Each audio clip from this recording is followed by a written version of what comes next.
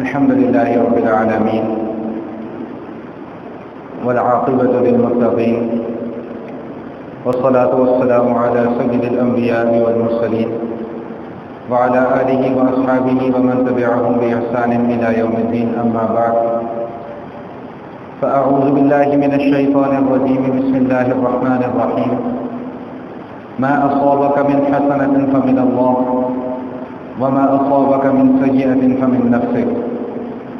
وقال النبي صلى الله تعالى عليه وسلم: الميت يعذب ببكاء أهله، أو كما قال. اللهم صل على روح محمد في الأرواح، وصل على جسد محمد في الأجساد، وصل على قبر محمد في القبور. رب اشرح لي صدري ويسر لي أمري واحلل عقدة من لساني يفقهوا قولي. صدق الله تعالى وصدق رسوله النبي الكريم، ونحن على ذلك لمن الشاهدين والشاكرين، والحمد لله رب العالمين. انسان کی زندگی میں مختلف حالات آتے ہیں. انسان کی زندگی نشیب و فراز کا مجموعہ ہے. کبھی حالات کے اندر بہتری آ جاتی ہے، کبھی کچھ سختی کا سامنا کرنا پڑ جاتا ہے، کبھی صحت ہے تو کبھی بیماری ہے. تو گویا کہ یہ دونوں قسم کے معاملات انسان کے ساتھ ساتھ چلتے ہیں. بحیثیت مسلمان ہونے کے ہمارا اس بات پر کامل ایمان ہے کہ ہماری شریعت نے، ہمارے دین نے زندگی کا کوئی پہلو اور زندگی کا کوئی گوشہ اور زندگی کا کوئی لمحہ ایسا نہیں ہے، یا کوئی کیفیت اور حالت ایسی نہیں ہے جس کے متعلق احکام اور مسائل نہ بیان کیے گئے. خوشی کا موقع ہے، خوشی کیسے منانی ہے، شریعت اس کے بھی احکام اور مسائل کو بیان کرتی ہے.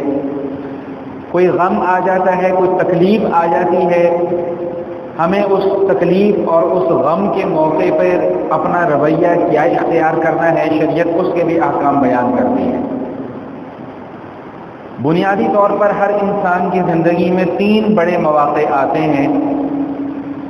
ایک بچے کی پیدائش کا، ایک نکاح کا موقع، اور ایک انسان کے اس دنیا سے رخصت ہو جانے کا موقع. نکاح کا موقع ایک ایسا موقع ہے کہ جس پر خوشی منائی جاتی ہے، خوشی کا اظہار کیا جاتا ہے. بچے کی ولادت ایک ایسا موقع ہے جس پر خوشی کا اظہار کیا جاتا ہے. لیکن یہی بچہ جب جوانی کی دہلیز کو عبور کر کے بڑھاپے کی حالت میں پہنچتا ہے، اور پھر جب وہ اس دنیا سے رخصت ہو جاتا ہے، تو پھر وہی بچہ جس کی پیدائش پر آج سے کچھ برس پہلے خوشی کا اظہار کیا گیا، وہی بچہ بڑھاپے کی حالت کو پہنچ کر جب اس دار فانی سے رخصت ہو رہا ہے تو اس کی موت پر اب غم کا بھی اظہار کیا جا رہا ہے. تو پہلے ہمیں یہ سمجھ لینا چاہیے مختصراً کہ یہ خوشی کس چیز کا نام ہے، یہ غم کس چیز کا نام ہے. دنیا کی زندگی میں بعض چیزیں ایسی ہیں جو ہماری ضروریات کے اندر شامل ہیں، اور بعض چیزیں ایسی ہیں جو ضروریات سے باہر ہماری خواہشات کے اندر شامل ہیں. جب ہماری ضروریات میں سے کوئی ضرورت پوری ہو جاتی ہے اس وقت بھی ہم خوشی کا اظہار کرتے ہیں، اور جب ہماری خواہشات میں سے کوئی خواہش پوری ہو جاتی ہے پھر ہم زیادہ خوشی کا اظہار کرتے ہیں. اور اسی طرح جب ہماری خواہشات میں سے کوئی خواہش پوری نہیں ہو پاتی تو جس کیفیت کا ہم اظہار کرتے ہیں اس کیفیت کا نام غم ہے، جس کو رنج بھی کہا جاتا ہے، جس کو الم بھی کہا جاتا ہے، جس کو تکلیف بھی کہا جاتا ہے. امام غزالی رحمۃ اللہ تعالی علیہ فرماتے ہیں جو غم ہے یہ 2 قسم کا غم ہے. ایک غم وہ ہے کہ جس کو پسند کیا ہے، شریعت نے پسند کیا ہے، اور ایک غم وہ ہے جس کو شریعت بھی پسند نہیں کرتی. جو محمود ہے غم، جس کو شریعت پسند کرتی ہے، وہ کیا ہے کہ اگر مجھ سے کوئی نیک عمل رہ گیا یا مجھ سے کوئی گناہ سرزد ہو گیا اس پر میں غم کا اظہار کروں کہ مجھ سے یہ نیکی کا عمل کیوں چھوٹ گیا یا مجھ سے فلاں عمل کیوں ہو گیا. لا اقسم بیوم القیامہ ولا اقسم بالنفس اللوامہ، اس کی قسم اللہ پاک بھی قرآن کریم میں کھا رہے ہیں کہ قسم ہے نفس اللوامہ کی۔ نفس اللوامہ کیا ہے؟ یہ اسی غم کی کیفیت کے اظہار کا نام ہے کہ جب مجھ سے کوئی غلطی سرزد ہو جائے تو میں اس پر غم کا اظہار کروں کہ نہیں، مجھ سے بڑی غلطی سرزد ہو گئی، مجھ سے اللہ تعالیٰ کی نافرمانی ہو گئی۔ یہ نفس اللوامہ ہے، اس کو شریعت بھی پسند کرتی ہے۔ اور ایک ایسا غم ہے جس کو شریعت بھی پسند نہیں کرتی، وہ کیا کہ دنیا کی کسی چیز کے فوت ہو جانے کا، چھوٹ جانے کا، چھن جانے کا، گم جانے کا اگر غم اور افسوس ہو تو شریعت اس چیز کو پسند نہیں کرتی۔ جس طرح دنیا ایک عارضی جگہ ہے رہنے کی، اسی طرح دنیا میں ملنے والی ہر چیز وہ بھی عارضی ہے۔ یہاں پر جو نعمتیں میسر آ رہی ہیں وہ بھی وقتی طور پر ہیں، یہاں پر جو تکلیفیں آنی ہیں وہ بھی وقتی طور پر ہیں۔ اگر کوئی خوشی نصیب ہو جاتی ہے تو وہ بھی عارضی ہے، اگر کوئی غم آ جاتا ہے تو وہ بھی عارضی ہے۔ تو جب خوشی اور غمی کا ہمیں مفہوم سمجھ میں آ گیا تو اب ہمارے لیے یہ بات سمجھنا آسان ہو جائے گی کہ ہماری شریعت میں زندگی کے ہر لمحے پر، چاہے وہ خوشی کا موقع ہو چاہے وہ غم کا موقع ہو، وہاں پر شریعت نے احکام اور مسائل کو بیان کیا ہے۔ اگرچہ اس عنوان پر میں پہلے بھی کئی مرتبہ آپ حضرات کے سامنے گفتگو کر چکا ہوں، لیکن یاد دہانی کے طور پہ مختصراً چند باتوں کو عرض کروں گا اور اس کے بعد پھر اپنی اصل گفتگو کی طرف آؤں گا۔ بچے کی جب پیدائش ہوتی ہے تو ہمارے معاشرے میں خوشی کا اظہار کیا جاتا ہے، رشتہ دار آتے ہیں، مبارکبادیں دی جاتی ہیں، مٹھائی تقسیم کی جاتی ہے۔ ایک حد تک تو یہ معاملات ٹھیک ہیں، لیکن ہم ان معاملات کو اختیار کرنے میں حد سے زیادہ تجاوز کر جاتے ہیں۔ پیسوں کے لین دین کا سلسلہ شروع ہو جاتا ہے، اور یہ پیسوں کے لین دین کے حوالے سے بھی میں پہلے بھی عرض کر چکا ہوں کہ ہم لینا اور دینا اس نیت سے کر رہے ہوتے ہیں کہ آج ہم اس کے بچے کو کچھ دے رہے ہیں، کل کو یہ ہمارے بچے کو کچھ دے گا۔ اس نیت سے لینا اور دینا شریعت نے لکھا ہے، فقہا فرماتے ہیں، علماء فرماتے ہیں کہ یہ ناجائز اور حرام ہے۔ یہ تو سودی معاملہ ہے کہ آپ کسی کو کچھ جا کر دیتے ہیں کہ جی آج آپ کے یہاں بچہ پیدا ہوا، میں آپ کو 500 روپے دے رہا ہوں۔ کیوں 500 روپے دے رہا ہوں؟ کہ کل آپ مجھے یہ 1000 کر کے واپس لوٹائیں گے۔ یہ سود نہیں تو اور کیا ہے؟ یہ ہم نے غلوب کر دیا، خوشی کے اندر غلوب کا اظہار کر دیا۔ جبکہ ہماری شریعت اس حوالے سے ہمیں کیا بتلاتی ہے؟ شریعت یہ بتلاتی ہے کہ بچے کی پیدائش ہے، بہت اچھی بات ہے، مبارکباد بھی دو، خوشی کا اظہار بھی کرو، لیکن خوشی کا اظہار بھی کیسے کرنا ہے؟ اللہ تعالیٰ کا شکر ادا کر کے۔ 7ویں دن اس کا عقیقہ کرو، 2 جانور ذبح کرو اگر لڑکا ہے، 1 جانور ذبح کرو اگر لڑکی ہے، تو اللہ کا شکر ادا کرو، شکرانہ ادا کرو۔ اس کے سر کے بال منڈواؤ، اور سر کے بال منڈوا کے اس کو ضائع نہ کر دو، اس کا وزن کرواؤ، اور اس کے برابر چاندی یا اس کی قیمت وہ بھی اللہ کے راستے میں صدقہ کر دو۔ ختنہ کرو، ختنہ کروا کے اللہ کے حکم کو پورا کرو۔ تو ہماری شریعت میں ہر موقع پر عبادت کا تصور ملحوظ رکھا گیا ہے کہ ہر جگہ پر عبادت ہے۔ قربانی، جانور قربان کرنا عبادت ہے، یہ اللہ کے نام پر قربان کرنا عبادت ہے، یہ صدقہ کرنا یہ عبادت ہے، عقیقے کا گوشت تقسیم کر دینا یہ عبادت ہے، خود کھانا یہ بھی عبادت ہے، تقسیم کر دینا یہ بھی عبادت ہے۔ تو ہر موقع پہ عبادت کے پہلو کو مد نظر رکھا گیا ہے۔ ہمارا المیہ یہ ہے کہ ہم عبادات اور سنتوں کے اہتمام کی طرف ہماری اتنی توجہ نہیں ہوتی جتنی رسم و رواج کے پورا کرنے کی طرف ہماری توجہ ہوتی ہے۔ اب اس میں بھی 20 قسم کی رسومات جو ہیں وہ شامل کر لی گئی ہیں، ابھی ان کا موقع نہیں ہے تفصیل سے بیان کرنے کا، لیکن ماشاءاللہ ہم سب اس معاشرے کے افراد ہیں، ہم اپنی آنکھوں سے دیکھتے بھی ہیں، سنتے بھی ہیں، رشتہ داروں میں آنا جانا بھی ہوتا ہے، اور وہاں پر دیکھتے ہیں کہ کس کس قسم کی بےہودہ رسمیں اور بےہودہ قسم کی لغویات جو ہیں وہ کی جا رہی ہوتی ہیں۔ خوشی کا موقع ہے، شریعت کہتی ہے اس انداز میں خوشی مناؤ۔ اس کے بعد نکاح کا موقع آتا ہے۔ نکاح کے موقع پہ بھی شریعت نے بذات خود نکاح کو ایک عبادت قرار دیا۔ کیوں؟ اللہ کے حبیب صلی اللہ علیہ وسلم نے فرمایا کہ النکاح من سنتی، نکاح کرنا میری سنت ہے، تو جب میرے نبی کی سنت ہے تو اس پر عمل کرنا عبادت ہے۔ اب ہم نے نکاح کے اندر بھی بہت سارے معاملات جو ہیں وہ الجھا دیے ہیں، نکاح سے پہلے کے معاملات، نکاح کے بعد کے معاملات، رخصتی کے معاملات، ولیمے کے معاملات، ہر معاملے کے اندر ہم غلوب کرتے چلے جا رہے ہیں۔ حضرت عبد الرحمن بن عوف رضی اللہ تعالیٰ عنہ عشرہ مبشرہ صحابی ہیں۔ ایک دن نبی علیہ الصلوۃ والسلام کی خدمت میں حاضر ہوئے، ان کے کپڑے کے اوپر کچھ پیلا سا زعفران کا نشان لگا ہوا تھا۔ حضور علیہ الصلوۃ والسلام نے اس نشان کو پسند نہیں فرمایا۔ آقا علیہ الصلوۃ والسلام نے فرمایا کہ یہ کیسا نشان ہے؟ عرض کیا حضور میں نے نکاح کر لیا۔ اچھا یہ تو بہت اچھی بات ہے، ذرا توجہ رکھیے گا، میں کیوں یہ بات سنانا چاہ رہا ہوں کہ نبی علیہ الصلوۃ والسلام موجود ہیں وہاں پر، لیکن حضور کو ان کے نکاح کی خبر نہیں ہوئی. اور ہمارے یہاں نکاح کا کیا معاملہ ہے کہ جب تک 500 لوگ اکٹھے نہ ہو جائیں تب تک ہمارے یہاں شادی نہیں تصور کی جاتی. جتنا بڑا فنکشن ہوگا اتنی زیادہ خاندان کے اندر جو ہے وہ نام بنے گا، ہاں بھائی انہوں نے بڑا زبردست فنکشن کیا ہے. نکاح تو سنت ہے، سنت کو سنت طریقے سے ادا کریں. مسجد کے اندر بیٹھ کر نکاح کرنا سنت ہے، ہمارے معاشرے کے اندر یہ سنت متروک ہو چکی ہے. بالکل کسی کو یاد بھی نہیں ہے کہ مسجد کے اندر نکاح کرنا سنت ہے. اور اگر کوئی بھولا بھٹکا مسجد کے اندر آ بھی جائے تو پھر وہ کیمرے اور مووی، ایک تو گناہ، پھر مسجد کے اندر آ کر اس گناہ کا گناہ بھی زیادہ ہو جاتا ہے. تو فرمایا کہ عرض کیا یا رسول اللہ میں نے نکاح کر لیا. نبی علیہ الصلوۃ والسلام نے خوشی کا اظہار کیا. فرمایا اولم ولو بشاتن، بھائی ولیمہ کرو اگرچہ ایک بکری ہی کیوں نہ تمہیں دینی پڑ جائے. بکری کتنی ہوتی ہے، کتنا گوشت نکل آئے گا بکری کے اندر سے؟ 6-7 کلو 8 کلو کتنے لوگ کھا لیں گے؟ 35-40 لوگ کھا لیں گے زیادہ سے زیادہ، چلو 50 لوگ کھا لیں گے. لیکن ولیمے میں بھی ہمارے ہاں غلو. اور سونے پہ سہاگا یہ ہے کہ ولیمے کو ہم حضور کی سنت کہہ کے کرتے ہیں، اور ولیمے کے اندر ہر وہ کام کر رہے ہوتے ہیں جو میرے نبی علیہ الصلوۃ والسلام کی سنت کے خلاف ہے. تو فرمایا کہ اولم ولو بشاتن، بھائی ولیمہ کرو اگرچہ تمہیں ایک بکری کیوں نہ دینی پڑ جائے. خود نبی علیہ الصلوۃ والسلام کی 11 ازواج مطہرات ہیں، صرف ایک زوجہ مطہرہ ایسی ہیں کہ جن کے ولیمے کے اوپر ایک جانور کو ذبح کیا گیا، بکری یا بکرا ذبح کیا گیا. اس کے علاوہ حضور علیہ الصلوۃ والسلام کے جتنے بھی نکاح ہوئے ہیں اور ان کا ولیمہ جب ہوا ہے تو کسی ولیمے میں کھجوریں کھلا دی گئی ہیں، کسی ولیمے میں ستو پلا دیا گیا ہے. اس طرح کر کے نبی علیہ الصلوۃ والسلام کا ولیمہ ہوا اور سنت پوری ہو گئی. علماء فرماتے ہیں آپ کسی ایک آدمی کو بھی کھانا کھلا دو ولیمے کی سنت پوری ہو جاتی ہے.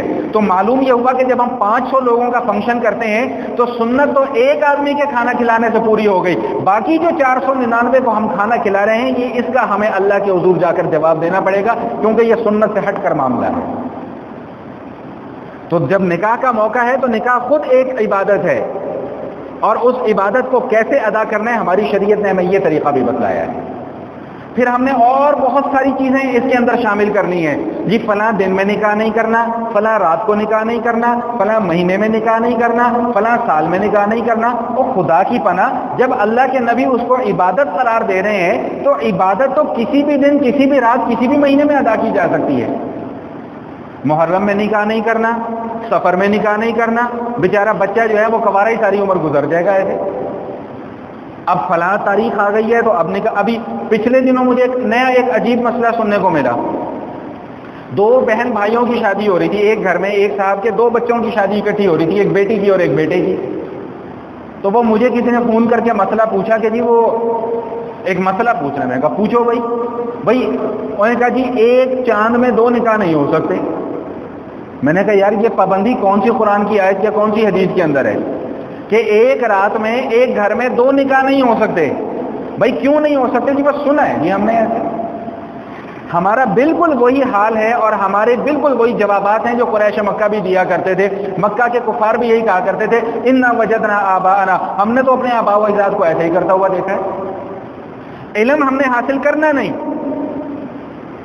علم کی طرف ہم نے کوئی قدم اٹھانا نہیں، لیکن جب معاملہ دین کا آئے گا تو وہاں پر آ کر ہم نے اپنے آپ کو بالکل ایسے انجان اپنے آپ کو بنا لینا ہے کہ جیسے ہم سے زیادہ مسکین اور غریب ہے ہی کوئی نہیں. میں تو اکثر نکاحوں میں جاتا رہتا ہوں، میں تو آپ کو کئی مرتبہ میں نے واقعات سنائے ہیں کہ میرے ساتھ کیا کیا لطیفے ہوتے ہیں. ابھی پچھلے ہفتے کی بات ہے، میں کہیں فیملی کے ساتھ نکلا ہوا تھا. ان دنوں یہ عید کے دنوں میں بھائیوں وغیرہ کے گھر دعوتیں وغیرہ چل رہی تھی. تو اتفاق ایسا ہے کہ اس رات کو ہم لوگ کافی تاخیر سے گھر آئے، تقریباً رات 1 بجے میں گھر پہنچا. اب وہ میں برآمدے میں بیٹھا ہوا تھا تو مجھے 1:30 بجے ایگزیکٹ 1:30 بجے کا ٹائم رات کا، اور مجھے گھر کے باہر کچھ خسر بسر کی آواز سنائی دی. میں ذرا ہوشیار ہو گیا کہ رات کے 1:30 بجے کون میرے دروازے پہ آ کے خسر بسر کر رہا ہے. جتنی دیر میں دروازے تک پہنچا بیل ہو گئی. پوچھا کون؟ بھائی میں فلاں سرونٹ کوارٹر سے آیا ہوں. کیا کام ہے؟ جی نکاح پڑھوانا ہے. میں کہا خدا کا خوف کرو، رات کو 1:30 بجے کون سا نکاح ہوتا ہے؟ یہ ابھی پچھلے عید کے دنوں کی بات بتا رہا ہوں آپ کو. میں نے کہا یار خدا کا خوف کرو، رات کو 1:30 بجے کون سا نکاح ہوتا ہے؟ وہ کہتے جی ہمیں آپ کی طبیعت اور آپ کے مزاج کا پتہ ہے، بڑی مشکل سے ڈرتے ڈرتے ہم نے بیل بجائی ہے کہ ہمیں قاری صاحب سے جھاڑیں بڑی پڑیں گی۔ میں نے کہا اگر میں سو رہا ہوتا پھر تو یقیناً تمہاری میں نے طبیعت صاف کرنی تھی، اتفاق ایسا ہے کہ میں جاگ رہا ہوں۔ خلاصہ کلام یہ کہ رات 1:30 بجے میں نے کہا اچھا یار اب میں آ جاتا ہوں، 1:45 بجے میں ان کے گھر پہنچ گیا۔ اب وہ جب نکاح کے معاملات شروع ہوئے تو وہاں پہ جھگڑا شروع ہو گیا۔ آپ یقین کریں کہ 1:45 بجے کا گیا یہ جیو آر کے اندر کی بات بتا رہا ہوں کہ میں رات کو 3:15 بجے گھر واپس پہنچا، صرف ایک نکاح کے معاملے پہ کہ ان کے جھگڑے ختم ہونے کا نام نہیں لے رہے تھے۔ آخر میں آ کے میں نے تنگ آ کے پھر ان سے یہ بات کی، میں نے کہا یار اگر تم لوگوں کا آپس میں اتنا ہی اختلاف تھا تو بچوں کی شادیاں کر کے ان کی زندگیاں کیوں برباد کر رہے ہو تم لوگ؟ تو میں بتانا آپ کو یہ چاہ رہا ہوں کہ نکاح کے معاملات ہوں، بچوں کی پیدائش کے معاملات ہوں، کسی بھی قسم کے معاملات ہوں، خود ساختہ پابندیاں ہم نے اپنے اوپر مسلط کر لی ہیں۔ پھر کہتے ہیں جی دین بڑا مشکل ہے۔ دین نے تو نہ محرم کے اندر شادی کرنے کے اوپر کوئی پابندی لگائی ہے، نہ سفر کے اندر شادی کرنے کے اوپر کوئی پابندی لگائی ہے۔ یہ پابندی ہماری خود ساختہ پابندی ہے۔ جی محرم سوگ کا مہینہ، بھائی سوگ 3 دن کا، اس سے زیادہ سوگ نہیں ہے، بس ختم ہو گیا سوگ۔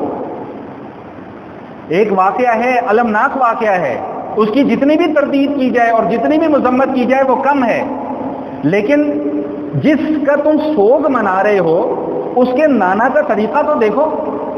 اس کے نانا نے تو یہ کہہ دیا بھائی سوگ 3 دن کا ہے، 3 دن سے زیادہ کسی کو سوگ کرنے کی اجازت نہیں ہے، سوائے اس عورت کے کہ جس کا شوہر مر گیا ہو، اس کو 4 مہینے اور 10 دن تک سوگ کرنے کا حکم ہے، اس کے علاوہ کسی کو سوگ کرنے کا حکم نہیں ہے۔ 3 دن گزر کے میت کو اپنی اپنی روٹین کے اوپر واپس آ جاؤ، اللہ کی چیز سے اللہ نے لے لی ہے۔ ہم کون ہوتے ہیں خود سے دین کے اندر پابندیاں لگانے والے؟ محرم میں کوئی عذر آ جائے گا شادی نہیں کریں گے، سفر میں جی بلائیں بڑی اترتی ہیں۔ بھائی اللہ نے کوئی دن، کوئی رات، کوئی مہینہ، کوئی سال منحوس نہیں بنایا، یہ بات میری لکھ لیجئے آپ۔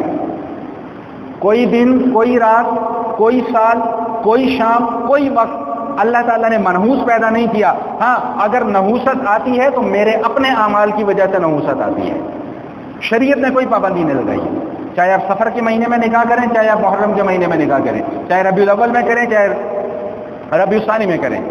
ہاں جہاں پر شریعت نے نکاح کی پابندی لگائی ہے وہاں پر ہمیں رکنا پڑے گا۔ جیسا کہ میں نے عرض کیا کہ ایک عورت جس کا شوہر فوت ہو جاتا ہے وہ 4 مہینے 10 دن اس کے اوپر عدت کرنا فرض ہے، ان ایام میں وہ نکاح نہیں کر سکتی، صرف اس عورت کے اوپر پابندی ہے، کسی اور کے اوپر پابندی نہیں ہے۔ یا کسی عورت کو طلاق ہو گئی ہے تو جب تک اس کی عدت پوری نہیں ہو جاتی وہ نکاح نہیں کر سکتی۔ یا کوئی حج کرنے کے لیے گیا ہے اور اس نے احرام باندھ لیا ہے تو اس دوران وہ نکاح نہیں کر سکتا۔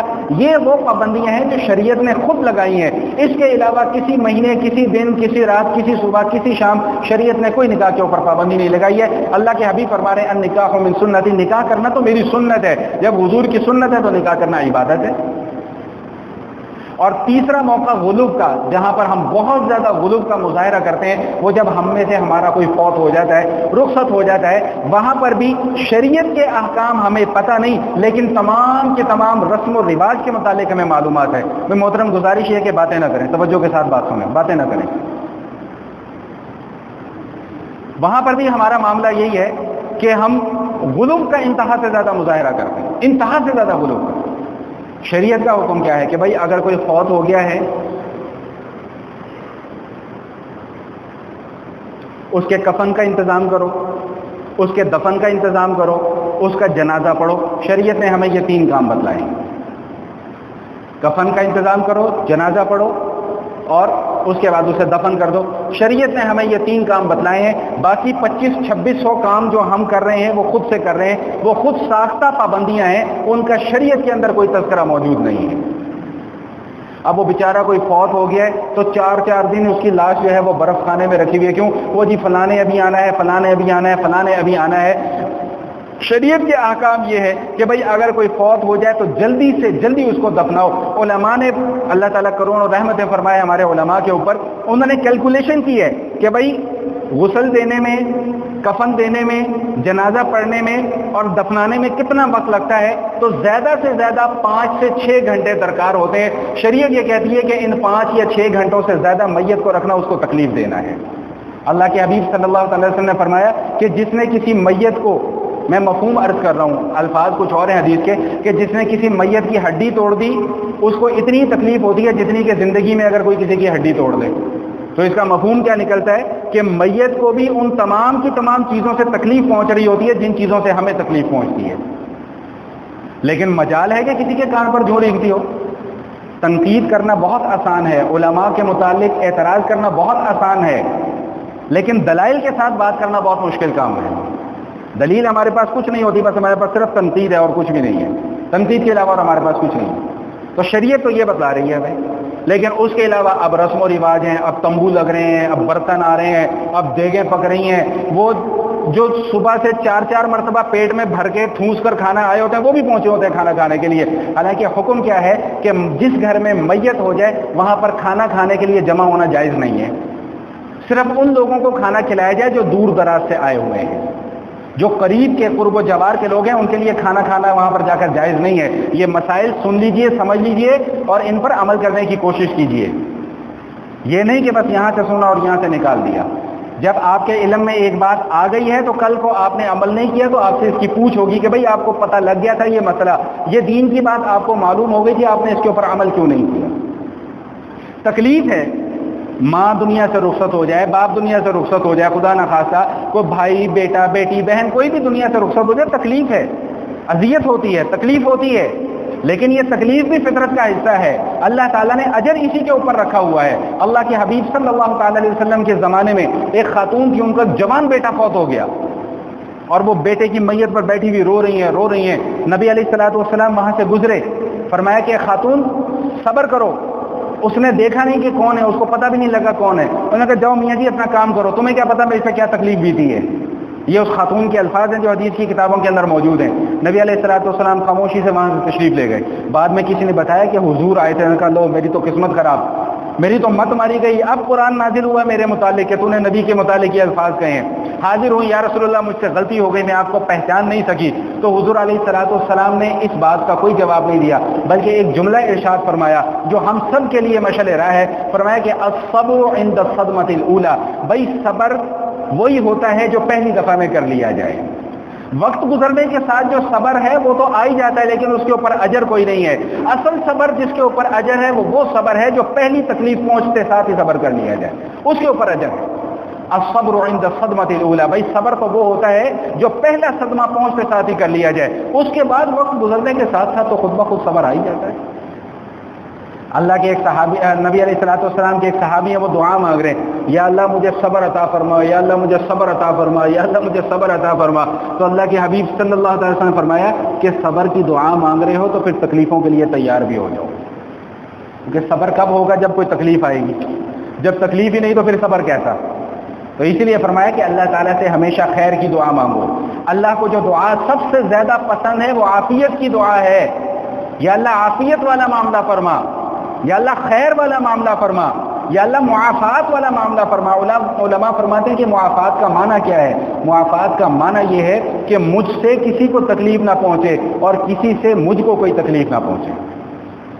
تو بہرحال عرض یہ کر رہا تھا کہ اسلام نے خوشی اور غم ان دونوں کی باقاعدہ تصور بھی موجود ہے اور ان کی تعلیمات بھی موجود ہیں کہ ہمیں اگر خوشی کا موقع ہے تو ہمیں اس کا اظہار کس طرح کرنا ہے، اگر غم کا موقع ہے تو ہمیں اس کا اظہار کس طرح کرنا ہے۔ آج کل کے جدت پسندوں کو، خصوصاً نوجوانوں کو بڑا اعتراض یہ ہوتا ہے، یہ مولوی ہر چیز کے اوپر پابندی لگا دیتے ہیں، ہر چیز کے اوپر پابندی لگا دیتے ہیں۔ مجھے ایک سوال ہے، میرا اس موقع پہ میرا ایک سوال ذہن میں پیدا ہوتا ہے کہ یار اگر ایک چیز اللہ کا قرآن اور نبی کی حدیث کہہ رہی ہے کہ یہ جائز نہیں ہے، اب ناجائز کو ناجائز نہ کہیں تو کیا کہیں؟ نہیں سمجھ میں آئی؟ اب کسی حرام چیز کو حرام نہ کہیں تو کیا کہیں؟ اور کسی حلال کو حلال نہ کہیں تو کیا کہیں؟ اللہ کا قرآن جس کو کافر کہتا ہے اس کو کافر نہ کہیں تو کیا کہیں؟ اللہ کا قرآن جس کو مسلمان کہتا ہے اس کو مسلمان نہ کہیں تو پھر کیا کہیں؟ کہاں جائیں ہم لوگ؟ اعتراض کرنا میں نے عرض کیا کہ بہت آسان ہے، تنقید کرنا بھی بہت آسان ہے، جی مولویوں کی بنائی ہوئی بات، یہ فلاں مولویوں کی بنائی ہوئی بات، فلاں مولویوں کی بنائی ہوئی بات۔ اچانک آج میرے ذہن میں ایک بات آ رہی تھی، میں سوچ رہا تھا کہ اس کو تحریر میں بھی لے کے آؤں، کہ مجھے بڑا تعجب ہوتا ہے ایسے لوگوں کے اوپر جو نہ خود دین حاصل کرتے ہیں، نہ کبھی علماء کی صحبت میں جا کر بیٹھتے ہیں، نہ کبھی صلحاء کی صحبت میں جا کر بیٹھتے ہیں، لیکن علماء اور صلحاء پر تنقید کرنا اپنا پیدائشی حق سمجھتے ہیں۔ بھائی اگر آپ مولوی سے مطمئن نہیں ہیں یا مولویوں کی بتائی ہوئی باتیں ہمیں اچھی نہیں لگتی تو بجائے تنقید کرنے کے خود میدان عمل میں آئیں، خود علم حاصل کریں، قرآن پڑھیں، قرآن کی تفسیر پڑھیں، قرآن کا ترجمہ پڑھیں، صحاح ستہ پڑھیں، لیکن شرط یہ ہے کہ پڑھنا عربی میں ہے، چھٹی کا دودھ یاد آ جائے گا. نہیں سمجھ میں آئی بات؟ معذرت، مجھے یہ تکیہ کلام سا میرا بن گیا ہوا ہے. کچھ دوستوں نے مجھے کہا جی وہ کہیں ایسا نہ ہو کہ آپ یہ کہہ دیں کہ نہیں سمجھ میں آئی بات تو ہم یوں سر ہلا دیں تو وہ اچھا نہیں لگتا، تو وہ زبان سے نکل جاتا ہے. سبقت لسانی سمجھ کر اس کو معاف کر دیا کریں.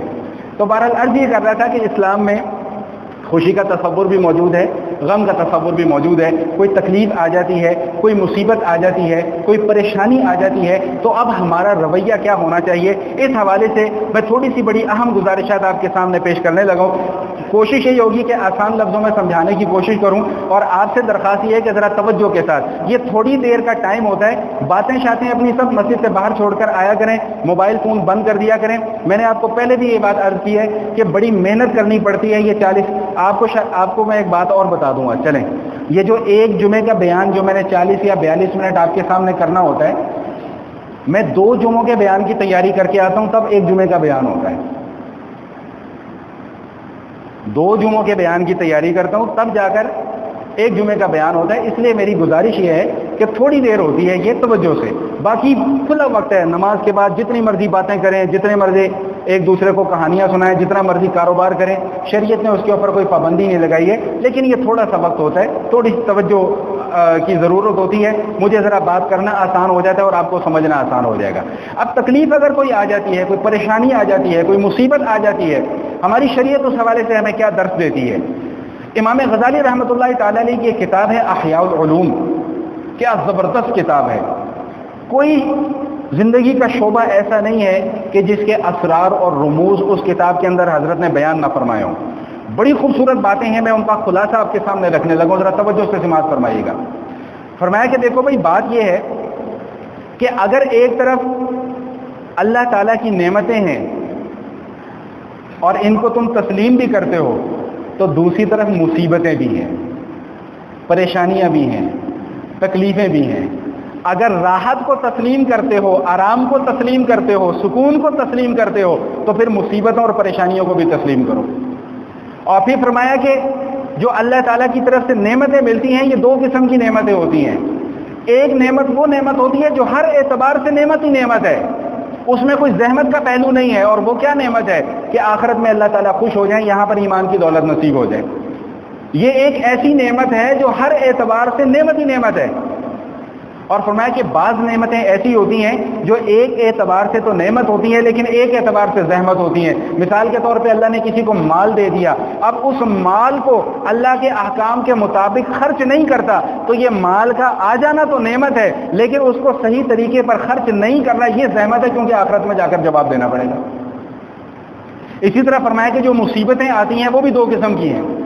بعض مصیبتیں ایسی ہیں جو ہر اعتبار سے مصیبت ہی مصیبت ہے. وہ کیا کہ آدمی کی موت کفر کے اوپر ہو جائے، خدا نخواستہ، یا آدمی کی زندگی گناہوں کے اندر گزر رہی ہو، کل اللہ کے حضور جا کر جواب دینا پڑے گا. فرمایا کہ یہ وہ مصیبت ہے جو ابدی مصیبت ہے، ہر اعتبار سے مصیبت ہے. اور فرمایا کہ بعض مصیبتیں ایسی ہوتی ہیں جو عارضی مصیبتیں ہوتی ہیں، جیسے کہ بیماری آ گئی، تنگدستی آ گئی، صحت نہیں رہی، کمزوری آ گئی. یہ وہ مصیبتیں ہیں جو عارضی مصیبتیں ہیں، اور اس کے اندر بھی اللہ تعالیٰ کی حکمت ہے. اللہ تعالیٰ خود قرآن کریم میں ارشاد فرماتے ہیں وَلَوْ بَسَطَ اللَّهُ الرِّزْقَ لِعِبَادِهِ لَبَغَوْا فِي الْأَرْضِ، کہ اگر اللہ تعالیٰ تمام کے تمام اس دنیا میں بسنے والے انسانوں کے اوپر رزق کی فراوانی کر دیتے، ہر دوسرا شخص لاکھ پتی ہوتا، ہر تیسرا شخص کروڑ پتی ہوتا، ہر چوتھا شخص ارب پتی ہوتا، تو اللہ تعالیٰ کیا فرما رہے ہیں؟ اللہ فرما رہے ہیں لَبَغَوْا فِي الْأَرْضِ، پھر زمین کے اندر فساد برپا ہو جاتا.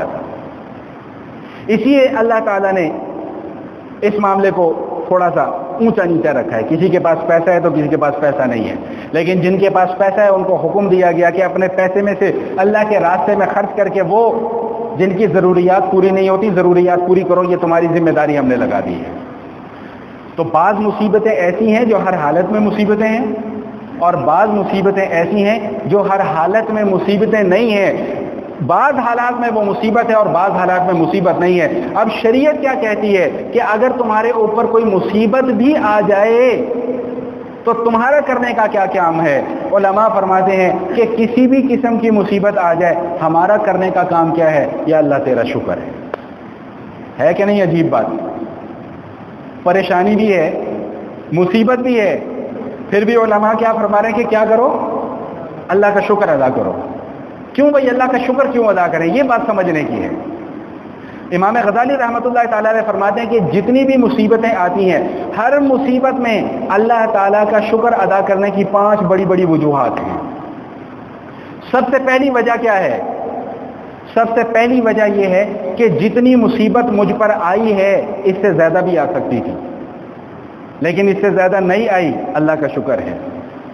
میرے سر میں درد ہے، مجھے اللہ کا شکر ادا کرنا چاہیے کہ صرف میرے سر میں درد ہو رہا ہے، سر کے ساتھ ساتھ میرے پیٹ میں درد نہیں، میرے کان میں درد نہیں، میرے جسم کے باقی حصوں کے اندر درد نہیں ہے، مجھے اللہ کا شکر ادا کرنا چاہیے. تو یہ کلیہ ذہن میں بٹھا لیں کہ جو بھی تکلیف آئے، جو بھی پریشانی آئے، جو بھی مصیبت آئے، بس فوراً ہمارا ذہن اس طرف جانا چاہیے کہ یہ جو مصیبت مجھ پر آئی ہے اس سے زیادہ بڑی مصیبت بھی آ سکتی تھی، اس سے زیادہ بڑی پریشانی بھی آ سکتی تھی، اس سے زیادہ بڑی تکلیف بھی آ سکتی تھی. دوسری وجہ وہ یہ بیان فرماتے ہیں کہ مصیبت آ رہی ہے صرف دنیاوی امور پر، خدا کا شکر ادا کرو کہ تمہارے دین کے اوپر مصیبت نازل نہیں ہو گئی ہے. یہ بہت بڑی اللہ تعالیٰ کی نعمت ہے کہ دین کے اوپر مصیبت نازل نہیں ہوئی ہے. دین الحمدللہ برقرار ہے، اللہ کے اوپر ایمان ہے، اللہ کے نبی پر ایمان ہے، فرشتوں پر ایمان ہے، جنت دوزخ پر ایمان ہے. الحمدللہ کھلم کھلا اذانیں بھی ہو رہی ہیں، الحمدللہ کھلم کھلا نمازیں بھی ادا کی جا رہی ہیں. اس سے بڑھ کر اور اللہ کا شکر کیا ہوگا؟ رمضان کے روزے رکھتے ہیں، کوئی روکتا ہے نا کہ رمضان کے روزے نہ رکھو؟ جنہوں نے زکوٰۃ ادا کرنی ہے ان کو کوئی زکوٰۃ ادا کرنے سے روکتا ہے کہ خبردار اس سال تم نے زکوٰۃ ادا نہیں کرنی؟ جو حج کرنے جاتے ہیں ان کو کوئی حج کرنے سے روکتا ہے کہ خبردار تم حج کرنے نہیں جا سکو گے؟ نہیں، اللہ کا شکر ہے. حضرت سہل رضی اللہ تعالیٰ عنہ کے پاس ایک صاحب آئے، انہوں نے آ کر کہا کہ حضور میرے گھر میں چور گھس آیا اور چوری کر کے لے گیا. تو حضرت سہل رضی اللہ تعالیٰ نے فرمایا کہ اللہ کا شکر ادا کرو. میں کہا حضرت کیسی عجیب بات کر رہے ہیں، چور میرا سارا سامان لوٹ کے لے گیا اور آپ کہتے ہیں کہ اللہ کا شکر ادا کرو. تو حضرت سہل رضی اللہ تعالیٰ عنہ نے خوبصورت جملہ ارشاد فرمایا کہ شکر کرو کہ تمہارے گھر میں چور داخل ہوا تھا، تمہارے دل کے اندر شیطان داخل نہیں ہو گیا. اگر تمہارے دل کے اندر شیطان داخل ہو جاتا اور تمہارا عقیدہ توحید خراب کر دیتا پھر تم کیا کرتے؟ تمہارے عقیدے کے اندر اگر گڑبڑ ہو جاتی پھر تم کیا کرتے؟ حضرت عمر بن خطاب رضی اللہ تعالیٰ عنہ، عمر فاروق رضی اللہ تعالیٰ عنہ، بڑا پیارا قول ہے ان کا، یاد کر لیجئے گا. فرماتے ہیں کہ جب بھی کوئی مصیبت آتی ہے مجھے 4 نعمتیں میسر آتی ہیں، ہر مصیبت کے بدلے مجھے 4 نعمتیں میسر آتی ہیں. بڑی خوبصورت بات ارشاد فرمائی ہے. فرمایا کہ پہلی نعمت مجھے یہ میسر آتی ہے کہ مصیبت میرے دنیاوی معاملات پر آئی ہے، میرے دین کے اوپر نہیں آئی ہے. فرمایا کہ دوسری نعمت جو مجھے میسر آتی ہے وہ یہ کہ یہ پریشانی یا تکلیف اس سے زیادہ بھی آ سکتی تھی لیکن اس سے زیادہ نہیں آئی، یہ میرے اوپر اللہ کی بڑی نعمت ہے. فرمایا تیسری نعمت جو مجھے میسر آتی ہے وہ یہ کہ جو مجھ پر تکلیف آتی ہے، جو مجھ پر پریشانی آتی ہے، اللہ تعالیٰ مجھے اس پر راضی رہنے کی توفیق عطا فرما دیتے ہیں. ہمارا کیا حال ہے؟ ذرا غور کیجئے گا، ہمارا کیا حال ہے؟ کوئی تکلیف آئی، کوئی پریشانی آئی، بجائے اس کے کہ ہم اس کو اللہ تعالیٰ کی رضا سمجھیں، ہم اللہ کے اوپر گلے شکوے کرنا شروع کر دیتے ہیں. نبی علیہ الصلوۃ والسلام نے فرمایا ایک موقع پہ، مفہوم ہے اللہ تعالیٰ کمی بیشی معاف فرمائے، کہ جو کچھ تمہارے ساتھ معاملات ہو رہے ہیں یہ لوح محفوظ میں لکھے ہوئے ہیں. اللہ تعالیٰ کے حکم کے اوپر بہتان مت باندھا کرو. اللہ کا فیصلہ ہے، اس کے اوپر بہتان نہ باندھا کرو. اب بہتان باندھنا کہ یا اللہ آپ نے میرے ساتھ یہ کرنا تھا، یا اللہ آپ نے مجھے ہی غریب بنانا تھا، یا اللہ یہ مشکلوں کے پہاڑ، مصیبتوں کے پہاڑ مجھ پر ہی آنے تھے، یا اللہ یہ سارے کے سارے مسائل میرے لیے ہی کھڑے ہوئے ہیں کیا؟ یہ ہے اللہ تعالیٰ سے شکوہ، یہ ہے اللہ تعالیٰ سے گلہ. اور یاد رکھیے گا کہ اگر آج اللہ سے گلہ کیا تو کل اللہ تعالیٰ ہمیں پکڑیں گے کہ تمہاری جرت کیسے ہوئی مجھ سے گلہ کرنے کی. ذرا کبھی اس بات کو سوچے کہ اگر اللہ چاہتے کہ میں پیدا ہی نہ ہوں اس دنیا کے اندر، میں کیا کر سکتا تھا؟ اگر اللہ یہ چاہتے، اب میری الحمدللہ 40 سال عمر ہے، اگر اللہ یہ چاہتے کہ تم نے 20 سال کے بعد ہی مر جانا ہے، میں کیا کر سکتا تھا؟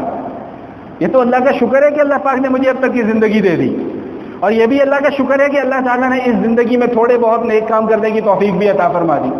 اور یہ بھی شکر ہے کہ اللہ تعالیٰ ہم سب سے کوئی غلطی یا گناہ سرزد ہو جاتا ہے، اللہ ہمیں معافی مانگنے کی بھی توفیق دے دیتے ہیں، یہ بھی اللہ کا شکر ہے. ورنہ دنیا میں کتنے ہی لوگ ایسے بچے ہیں جو اپنی خرمستیوں میں مصروف ہیں لیکن ان کو اس بات کی کوئی پرواہ نہیں کہ میرا اللہ مجھ سے ناراض ہو رہا ہے. تو تیسری بات حضرت عمر رضی اللہ تعالیٰ عنہ کیا ارشاد فرما رہے ہیں کہ اللہ تعالیٰ کا شکر میں اس بات کے اوپر ادا کرتا ہوں کہ یہ مصیبت جو مجھ پر آئی ہے، یہ مصیبت کے اوپر مجھے اللہ تعالیٰ نے راضی رہنے کی بھی توفیق عطا فرما دی. اور چوتھی بات، سب سے خوبصورت بات فرمایا کہ مجھے اس مصیبت کے اوپر ثواب کی بھی توقع ہوتی ہے. اللہ کے حبیب صلی اللہ تعالی وسلم نے ایک موقع پر ارشاد فرمایا کہ یہ جو مومن ہے نا، مومن، اس کا معاملہ بڑا عجیب ہوتا ہے، بڑا عجیب اس کا معاملہ ہوتا ہے. اور وہ عجیب اس کا معاملہ کیا ہے کہ اگر اس کو اللہ کی طرف سے کوئی نعمت مل جائے تو یہ اللہ کا شکر ادا کرتا ہے، اللہ تعالیٰ اس شکر ادا کرنے پر بھی اجر عطا فرماتے ہیں. اور اگر اس مومن کو کوئی تکلیف پہنچ جائے تو یہ اس تکلیف کے اوپر صبر کرتا ہے، اللہ تعالیٰ اس صبر کرنے پر بھی اجر عطا فرماتے ہیں. ہے کہ نہیں مزے کی بات؟ کتنا آسان سا فارمولہ ہے نیکیاں اکٹھی کرنے کا. تھوڑی سی صبر، تھوڑا سا ہمت، تھوڑی سی برداشت. میرے ایک دوست ہیں، وہ اس وقت یہاں پر موجود ہیں. میں نے پہلے بھی کسی موقع پہ ان کی ایک بات سنائی تھی، ان کے والد صاحب کا انتقال ہو گیا. تو میں ان سے تعزیت کرنے کے لیے گیا تو میری زبان سے یہ الفاظ نکل آیا کہ جی بڑا افسوس ہوا. ان صاحب نے میری زبان بند کروا دی. انہوں نے کہا افسوس کی کیا بات ہے، اللہ کی چیز تھی، اللہ کے حکم کے اور اللہ کے فیصلوں کے اوپر افسوس کیسا. بس وہ دن ہے اور آج کا دن ہے. الحمدللہ کبھی بھی کسی کے گھر تعزیت کے لیے گئے ہیں تو وہاں پر جا کر دعا کی ہے کہ اللہ تعالیٰ آپ کی مشکلات کو آسان فرمائے. افسوس کیسا ہے بھائی، اللہ کی چیز تھی، اللہ نے لے لی، افسوس ختم. میں اپنی مرضی سے اس دنیا میں آیا ہوں، آپ اپنی مرضی سے اس دنیا کے اندر آئے ہیں. نہ ہم اپنی مرضی سے اس دنیا کے اندر آئے ہیں اور نہ ہم نے اپنی مرضی سے اس دنیا سے جانا ہے. اور یہاں پر جتنے بھی ہم معاملات کر رہے ہیں ہماری اپنی کوئی مرضی نہیں ہے، ہمارا اپنا کوئی تصرف نہیں ہے. جب یہ بات ذہن کے اندر آ جائے گی تو پھر دکھ، افسوس، رنج، الم، یہ ساری چیزیں ایک طرف ہو جائیں گی. ہاں وہ ایک فطری تقاضا ہے کہ طبیعت کے اندر ایک رنج کی کیفیت پیدا ہوتی ہے، ایک الم کی کیفیت پیدا ہوتی ہے، ایک تکلیف کی کیفیت پیدا ہوتی ہے. لیکن پھر وہی بات کہ ہمیں یہ دیکھنا ہوگا کہ اس موقع پہ جناب رسول اللہ صلی اللہ تعالی علیہ وسلم کا طرز عمل کیا تھا. آقا علیہ الصلوۃ والسلام نے کیا عمل کر کے دکھلایا، وہی عمل ہمارے لیے سنت ہے، وہی عمل ہمارے لیے دین ہے، وہی عمل ہمارے لیے مشعل راہ ہے. میں ایک دو باتیں اس حوالے سے عرض کر کے پھر اپنی بات کو مکمل کر رہا ہوں. سب سے پہلی بات جو یہ سمجھنے کی ہے کہ جناب رسول اللہ صلی اللہ تعالی علیہ وسلم کو دنیا کی کسی چیز کے چھن جانے کا یا کم ہو جانے کا غم نہیں تھا. اگر کسی کو یہ لگتا ہے کہ میری زندگی کے اوپر مصیبتوں کے پہاڑ ٹوٹے ہوئے ہیں تو میں یہ کہا کرتا ہوں کہ حضور علیہ الصلوۃ والسلام کی زندگی کا صرف ایک پہلو کا مطالعہ کر لیا کریں. اور وہ حضور کی زندگی کا کون سا پہلو ہے؟ ایک بیٹا پیدا ہوا، وہ فوت ہوا. دوسرا بیٹا پیدا ہوا، وہ فوت ہوا. تیسرا بیٹا پیدا ہوا، وہ فوت ہوا. 4 بیٹیاں ہیں جن میں سے 3 نبی علیہ الصلوۃ والسلام کی حیات طیبہ کے اندر فوت ہو گئی. غم گسار بیوی ہے امی خدیجہ رضی اللہ تعالی عنہا، حضور کی زندگی میں ان کا انتقال ہو گیا. ایک اور اہلیہ ہیں، انہوں نے حضور کے ساتھ زندگی گزاری ہے، ان کا بھی حضور علیہ الصلوۃ والسلام کی زندگی کے اندر ہی انتقال ہو گیا. اگر کسی کو یہ محسوس ہوتا ہے کہ میری زندگی پہاڑ ٹوٹے ہوئے ہیں مصیبتوں کے، تو وہ نبی علیہ الصلوۃ والسلام کی زندگی کے صرف اس پہلو کا مطالعہ کر لیا کریں. حضور علیہ الصلوۃ والسلام کی تکلیفوں کے سامنے ساری تکلیفیں ختم. اگر پھر بھی کسی کو یہ بات سمجھ میں نہیں آتی تو نبی علیہ الصلوۃ والسلام کے صرف طائف کے سفر کا واقعہ ایک دفعہ پڑھ لیا کریں، خدا کی قسم آنکھیں کھل جائیں گی. اور اس کے باوجود نبی علیہ الصلوۃ والسلام کی زبان پر کوئی حرف شکایت نہیں آتا. ہاں ان کا عمل کیا ہے جو میرے اور آپ کے اور ہم سب کے لیے مشعل راہ ہے. سیدہ زینب رضی اللہ تعالی عنہا نبی علیہ الصلوۃ والسلام کی صاحبزادی ہیں. ان کا بیٹا 6 یا 7 ماہ کا بیٹا، اس کی وفات کا وقت قریب آ گیا. پیغام بھجوایا کہ ابا جان کو بلا کے لاؤ، جناب رسول اللہ صلی اللہ علیہ وسلم کو بلا کے لاؤ. تو حضور نے ایک جملہ ارشاد فرمایا، خود نہیں تشریف لائے، ایک جملہ کہلوا کے بھیج دیا کہ بیٹا انا للہ تعالی وللہ ما اخذ، کہ بیٹا جو کچھ دیا وہ بھی اللہ کا ہے اور جو کچھ لے رہا ہے وہ بھی اللہ کا ہے. بیٹی نے قسم دے کر بھیجا کہ بابا جان آپ کو اللہ کی قسم ضرور تشریف لائیں. نبی علیہ الصلوۃ والسلام تشریف لائے، نواسے کو گود میں لیا، روح پرواز کر گئی. اب حضور علیہ الصلوۃ والسلام کی آنکھوں سے آنسو روا ہو گئے. تو وہاں پر 1-2 صحابہ موجود ہونے کہا یا رسول اللہ آپ بھی؟ بس اتنا کہا، یا رسول اللہ آپ بھی؟ فرمایا ہاں یہ وہ رحم ہے، رحم جو رحم نہیں کرتا اس کا ہمارے ساتھ کوئی تعلق نہیں. اور پھر جو حکم ارشاد فرمایا وہ کیا ارشاد فرمایا؟ فرمایا کہ ہماری آنکھیں روتی ہیں، ہمارا دل غمگین ہے، لیکن ہماری زبان سے کوئی ایسے الفاظ نہیں نکلتے کہ جس سے اللہ تعالیٰ ناراض ہوتے ہیں. غم ہوتا ہے، تکلیف بھی ہوتی ہے، رنج بھی ہوتا ہے، الم بھی ہوتا ہے، لیکن زبان سے ایسے ایسے الفاظ نکال دیتے ہیں ہم لوگ اپنی غلط فہمی میں اور اپنی لا علمی کی وجہ سے کہ خدا نہ خواستہ اندیشہ اس بات کا ہوتا ہے کہ کہیں ہمارا نام ایمان والوں کی فہرست سے نہ خارج کر دیا گیا ہو۔ اللہ سے شکوہ کرنے والے ہم ہوتے کون ہیں؟ اللہ سے گلہ کرنے والے ہم ہوتے کون ہیں؟ نبی علیہ الصلوۃ والسلام نے دنیا کی کسی چیز کے چھن جانے کا اتنا غم نہیں جتنا اپنی امت کا غم تھا۔ قرآن کریم کی ایک آیہ مبارکہ ہے، فرمایا کہ ان تعذبہم فانہم عبادک وان تغفر لہم فانک انت العزیز الحکیم، کہ یا اللہ اے میرے مولا اگر آپ اپنے بندوں کو عذاب دیں تو فانہم عبادک، کہ اللہ یہ تو تیرے بندے ہیں، وان تغفر لہم، اور اے اللہ اگر تو ان کو معاف کر لے تو انک انت العزیز الحکیم، تو تو غالب ہے، تو تو حکمت والا ہے، تو تو کچھ بھی کر سکتا ہے۔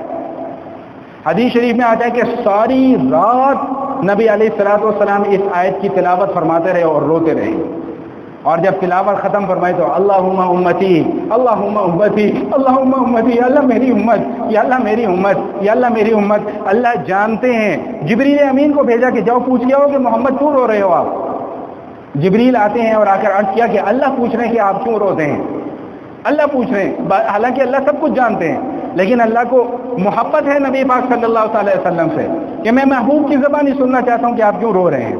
بتلایا کہ اپنی امت کی وجہ سے رو رہا ہوں۔ جبریل گئے، پیغام لے کر گئے، پھر پیغام لے کر واپس آئے، اللہ اکبر کبیرہ، اللہ اکبر کبیرہ۔ اللہ تعالیٰ نے یہ جواب ارشاد فرمایا کہ جب میرے محبوب سے جا کر کہہ دو کہ آپ کی امت کے متعلق ہم آپ کو راضی کر دیں گے، آپ کی امت کے متعلق ہم آپ کو ناراض نہیں کریں گے۔ غور تو کیجیے اس بات کے اوپر، آج ہم کن چکروں میں لگے ہوئے ہیں؟ ہمیں اپنے ایمان کی فکر کوئی نہیں، اعمال تو بہت دور کی بات ہے، پہلے تو اپنے ایمان کو بچانے کی فکر کرنی چاہیے۔ ہمیں اپنے ایمان کی کوئی فکر نہیں ہے۔ جناب رسول اللہ صلی اللہ علیہ وسلم کا جب اس دنیا سے رخصت ہونے کا وقت آیا، عبداللہ ابن مسعود رضی اللہ تعالیٰ عنہ اس حدیث کے راوی ہیں، یہ حدیث سنا کر میں اپنی بات مکمل کر رہا ہوں، توجہ سے سماعت فرمائیے گا۔